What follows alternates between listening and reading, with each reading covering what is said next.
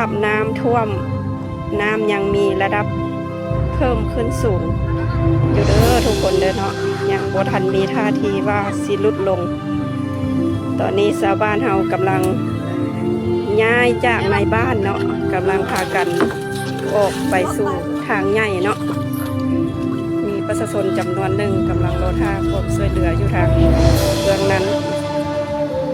ตอนนี้ก็บอกว่าตอนใดน้ำมันสิลดลงเนาะ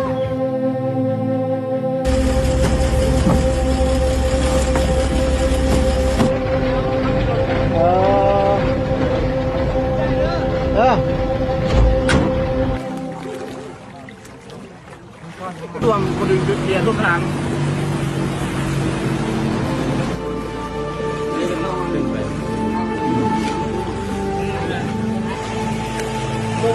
นี่นะมันเที่ยวกายแล้วคิดหัวอย่างตัวลูกเพื่อนพ่อเพื่อน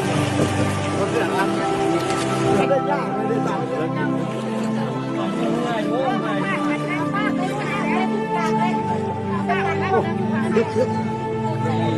ทุกข้องอ่ะทุกข้องทุกครั้งเลยทางตก